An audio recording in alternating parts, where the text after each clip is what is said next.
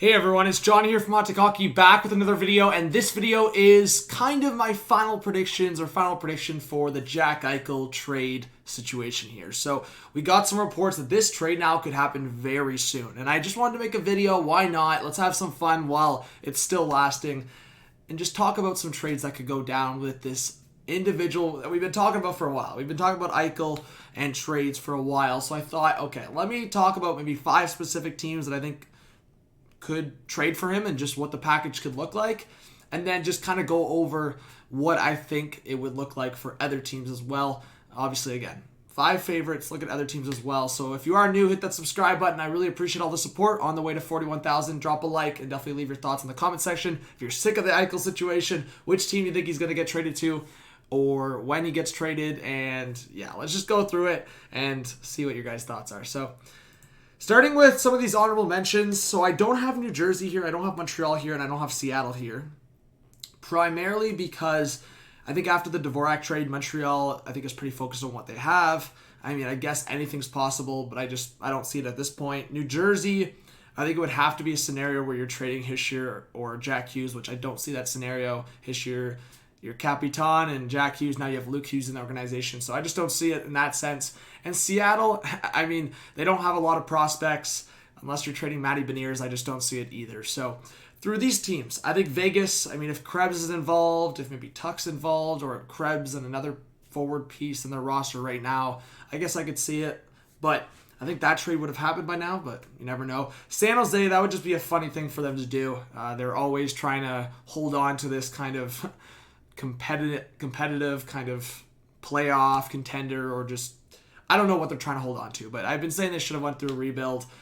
I don't think they should make this trade, and that's why I have them as an honorable mention, but you never know with the Sharks. Nashville Predators, I could see David Poile coming out of nowhere with a random trade. I mean, they have a contract or two that they could send back, and they have actually underrated prospects, so I could see a scenario where the Preds actually come forward as the crazy team we didn't expect. Carolina Hurricanes, they're a team that were kind of under the radar.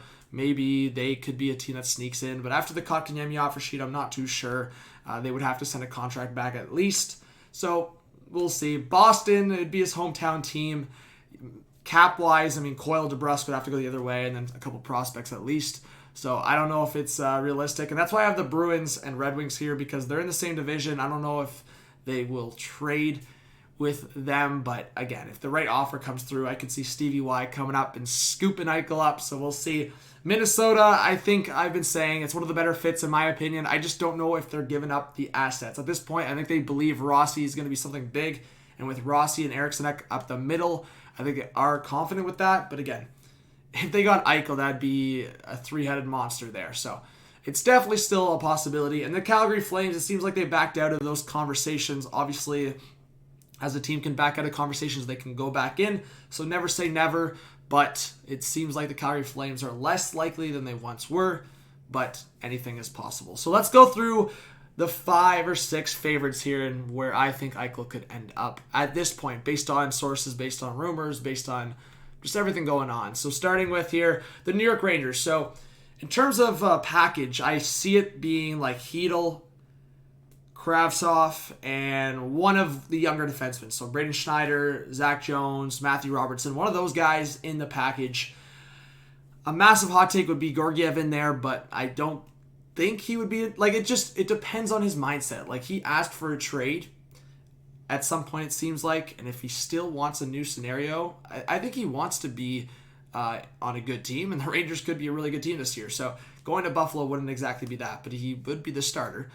So I think out of those 4 or 5 names I put out there in terms of Hedl, Kravtsov, Schneider, Jones, Robertson, I would see at least 2 of those guys being in the trade package.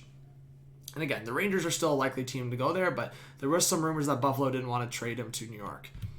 All right, Columbus. I've been saying watch out for Jarmo Kekalainen, watch out for the Blue Jackets. I would expect at least 2 of these guys, or at least one of these guys in here in the trade. Liam Foudy would be definitely a target for the Buffalo Sabres. Svozil, one of the young defensemen they just drafted.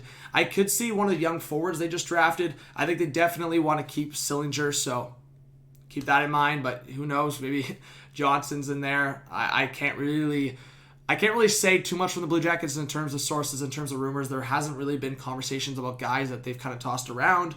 I mean, Chinnikov's a young prospect, but I think they want to keep him. I think if they were to get Eichel, they would want to keep Line, they would want to keep Bjorkstrand, guys like that. So it's really hard to predict a Blue Jackets mock trade, but I would imagine one or two of these guys in these three guys would be there, and then maybe a first-round pick and other prospects, so we'll see. But the Blue Jackets are a sneaky team for sure. And the LA Kings, again, I've said it. They have so many prospects, so Turcotte, Clegg, Anderson-Dolan, Madden, you go down the list. There's so many guys, Kaliev. You literally could name 10 prospects with the LA Kings, and at least one of those guys, two of those guys, maybe three of those guys would be in a trade like this. So I think it's tough to predict. I would imagine Buffalo wants a younger defenseman in this, so Clegg doesn't really have a lot of value these days, so maybe it's like a Jordan Spence or one of those other guys. I don't think they would want to trade Bjornfoot. But Mata would just be cap-wise going the other way. He doesn't really need to be with the Kings anymore, so he can just play with the Sabres. But yeah, I think the Kings are still a possibility. I would say less likely at this point, but just based on the fact that they could have one of the best offers and they're able to give up some prospects, I'd say. Like, if they lose Turcotte, they still have a bunch of young centermen, right? They have Velarde, they have Byfield, go down the list. So they don't necessarily need some of these prospects. They're going to have a stacked future. And getting a guy like Eichel, if he can get back to mostly healthy, I mean, this guy could be a dangerous aspect for this team. Anaheim Ducks, so I think there's still a possibility. Steele, Terry, Mahura, Lundstrom. I mean, I would imagine two of these guys are in there. Sam Steele, Troy Terry, those would be guys Buffalo would look at. Lundstrom as well. I think you could look at younger prospects, but I don't know if Anaheim's given up a couple of guys they just drafted.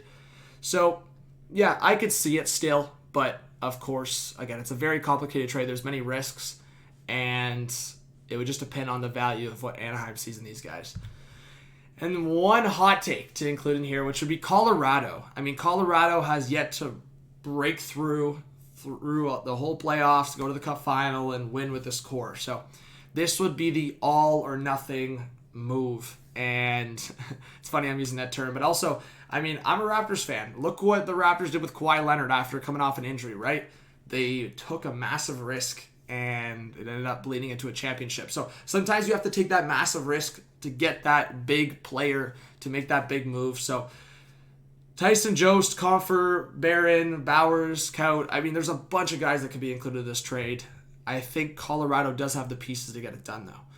And cap-wise, you could send a couple of contracts, like starting with Compher, Jost, and another contract the other way, and it would work out fine. Again, massive risk, but Colorado would be the hot take. Like Joe Sakic, man, if he wants to take them to even more so the next level, just lock them in as a cup contender, the cup contender, because to me, they're already a top 5 cup contender or even top 3 in the league right now. I mean, this would, if Eichel could come back in the spring or for the playoffs or even for next year and be somewhat healthy, man, that would be scary. And then just for fun, Brady Tkachuk, what are you doing? I don't actually see the Sens trading for Eichel anymore, but you never know. I think it's possible. And I'm not saying with Brady Tkachuk. Obviously, it would be other pieces. I don't think Brady Tkachuk's going the other way to Buffalo. But imagine, I said in my other video earlier, imagine the hockey world if this happened. Again, I'm not saying it would, but just Brady Tkachuk to Buffalo, Eichel to Ottawa. That would just be hilarious. That'd be so much fun. Buffalo and Ottawa fans would be freaking out. And honestly, I'm not going to lie, guys. Maybe I'm just a shit disturber. I love the chaos. I love the good chaos. So let's see what happens. Thank you so much, guys, for watching. Hit that subscribe button. I really appreciate the support. I'm going to keep uploading hockey content and streams a lot throughout the week. And then next week, before the season starts, drop a like. It really does help support the channel and the videos. And definitely leave your thoughts in the comment section. This was John from Hot Take Hockey. Have a good one. Peace out.